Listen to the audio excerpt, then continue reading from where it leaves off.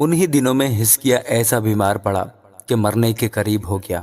تب یسایہ نبی آموس کے بیٹے نے اس کے پاس آ کر اس سے کہا، خداوند یوں فرماتا ہے کہ تو اپنے گھر کا انتظام کر دے، کیونکہ تو مر جائے گا اور بچنے کا نہیں۔ تب اس نے اپنا منہ دیوار کی طرف کر کے خداوند سے یہ دعا کی، اے خداوند، میں تیری منت کرتا ہوں، یاد فرما کہ میں تیرے حضور سچائی اور پورے دل سے چلتا رہا ہوں، اور جو تیری نظر میں بھلا ہے وہی کیا ہے۔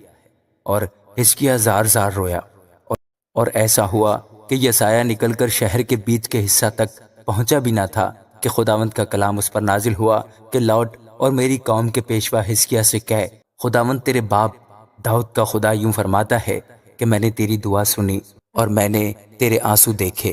دیکھ، میں تجھے شفا دوں گا، اور تیسرے دن تو خداوند کے گھر میں جائے گا، اور میں تیری عمر 15 برس اور بڑھا دوں گا، اور میں تجھ کو اور اس شہر کو شاہ اسور کے ہاتھ سے بچا لوں گا، اور میں اپنی خاطر اور اپنے بندہ داؤد کی خاطر اس شہر کی حمایت کروں گا۔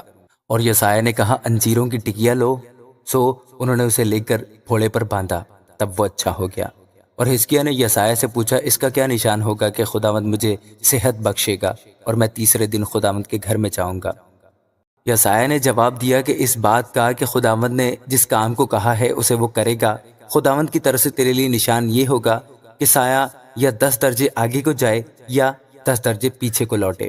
حزقیہ نے جواب دیا، یہ تو چھوٹی سی بات ہے کہ سایہ 10 درجے آگے کو جائے، سو یوں نہیں بلکہ سایہ 10 درجے پیچھے کو لوٹے۔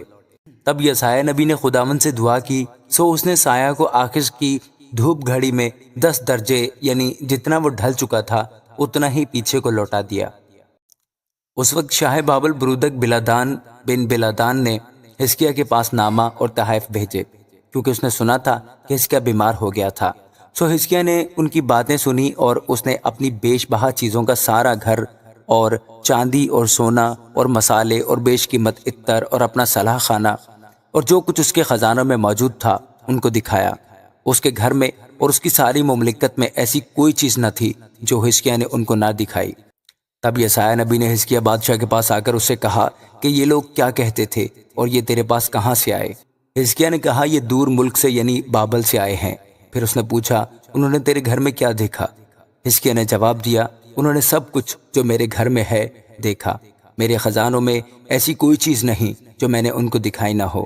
تب یسایہ نے حزقیہ سے کہا، خداوند کا کلام سن لے، دیکھ وہ دن آتے ہیں کہ سب کچھ جو تیرے گھر میں ہے اور جو کچھ تیرے باپ دادا نے آج کے دن تک جمع کر کے رکھا ہے بابل کو لے جائیں گے۔ خداوند فرماتا ہے، کچھ بھی باقی نہ رہے گا، اور وہ تیرے بیٹوں میں سے جو تجھ سے پیدا ہوں گے اور جن کا باپ تو ہی ہوگا لے جائیں گے، اور وہ شاہ بابل کے محل میں خواجہ سرا ہوں گے۔ حزقیہ نے یسایہ سے کہا، خداوند کا کلام جو تو نے کہا ہے بھلا ہے، اور اس نے یہ بھی کہا بھلا ہی ہوگا اگر میرے ایام میں امن اور امان رہے۔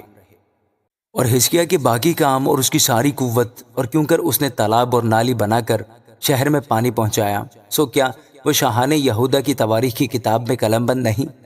اور حزقیہ اپنے باپ دادا کے ساتھ سو گیا، اور اس کا بیٹا منسی اس کی جگہ بادشاہ ہوا۔ آمین۔